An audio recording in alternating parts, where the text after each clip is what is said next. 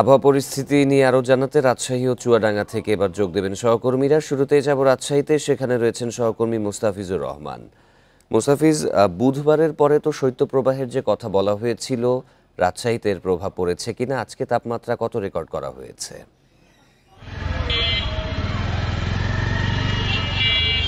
দেখুন, সকাল ৬টায় কিন্তু রাজশাহী আবহাওয়া অধিদপ্তর যেটি জানিয়েছে যে 10.5 ডিগ্রি সেলসিয়াস ছিল, এবং সকাল ৯টায় আবহাওয়া অধিদপ্তরের যে তথ্য সেটি বলছে 10 ডিগ্রি সেলসিয়াস, অর্থাৎ রাজশাহীতে যে মৃদু শৈত্যপ্রবাহ সেটি শুরু হয়েছে। সেই সাথে যে হিমেল হাওয়া বইছে এবং বাতাসে আর্দ্রতা 88%, যার ফলে কিন্তু শীতের তীব্রতা অনুভূত হচ্ছে, এবং দক্ষিণ বঙ্গোপসাগরে যেহেতু একটি স্বাভাবিক লঘুচাপ অবস্থান করছে, যার ফলে এর একটি মাঝারি থেকে মৃদু থেকে মাঝারি একটি শৈত্যপ্রবাহর একটি কিন্তু সংখ্যা বা পূর্বাভাস দিচ্ছে আবহাওয়া অধিদপ্তর। যখন রাজশাহীতে শীতের তীব্রতা বাড়ছে, তখন স্বাভাবিকভাবেই এর প্রভাব সবচেয়ে বেশি যেটি পড়ে সেটি হচ্ছে যারা সাধারণ বা নিম্ন আয়ের মানুষ রয়েছেন, যারা ছিন্নমূল মানুষ রয়েছেন, তাদের উপরে এর প্রভাবটা সবচেয়ে বেশি পড়ে।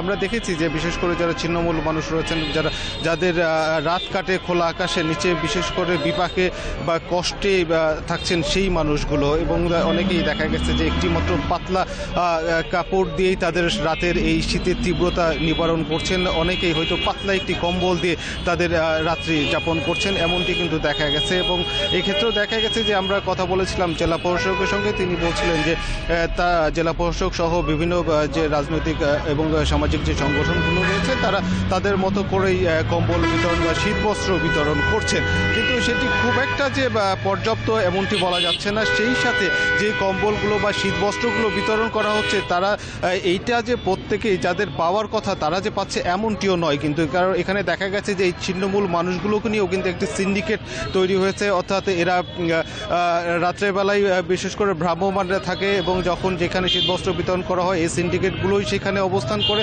যার ফলে প্রকৃতপক্ষে যাদের পাওয়ার কথা তারা কিন্তু এখানে অধিকাংশই দেখা গেছে তারা কিন্তু এই প্রাপ্তি থেকে বঞ্চিত হচ্ছে। ঠিক ছিন্নমূল মানুষের যেমন কষ্ট যাচ্ছে, ঠিক যারা নিম্ন আয়ের মানুষ রয়েছে, বিশেষ করে যারা রিক্সা চালকরা রয়েছেন, তাদেরও কিন্তু বেশ দুর্ভোগে পড়তে হচ্ছে, কেননা শীতের সময় তাদের যাত্রী কম থাকে, যার ফলে তাদের আয় রোজগারের বেশি প্রভাব পড়ে থাকে।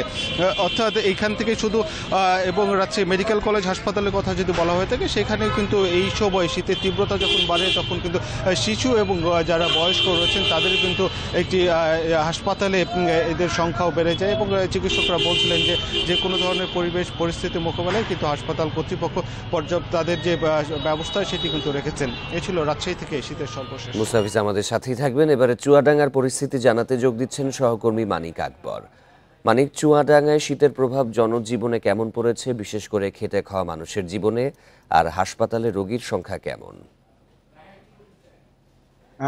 ইতিমধ্যে কিন্তু চুয়াডাঙ্গায় আজকের তাপমাত্রা নেমে এসেছে একেবারে 9.4 ডিগ্রি সেলসিয়াস, যেটা সকাল 9টায় রেকর্ড করেছে চুয়াডাঙ্গা আবহাওয়া অফিস।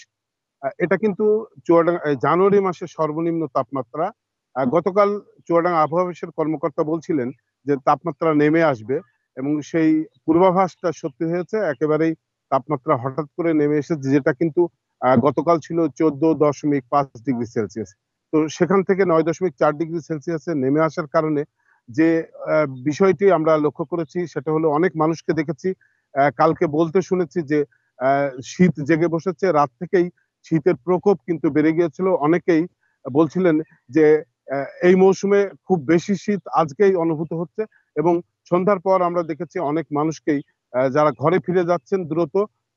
শহর হয়ে পড়েছিল ফাঁকা, মূলত শীতের কারণেই তারা ঘরে ফিরে গিয়েছিলেন।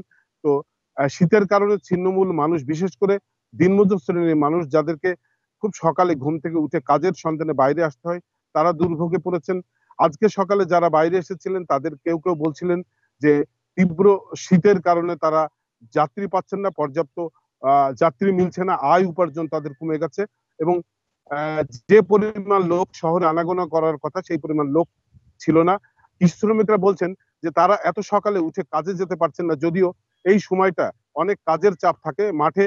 এখন যে মৌসুম, এই মৌসুমে কৃষকদের কাজের চাপ খুব বেশি। এই সময়টা বড় বীজতলা পরিচর্যা করতে হয়, ধান রোপণ করার সময় চলে এসেছে, এর পাশাপাশি আলুর ক্ষেত, ভুট্টা পরিচর্যা করতে হয়। এগুলো করতে গিয়ে হিমশিম খাচ্ছেন কৃষি ব্যস্ত শ্রমিকরা। সময়ের মধ্যে হলেও শীতের প্রকোপ ভালোই প্রভাব ফেলেছে চুয়াডাঙ্গা এবং রাজশাহী। শীত পরিস্থিতির খবর জানাচ্ছিলেন সহকর্মীরা।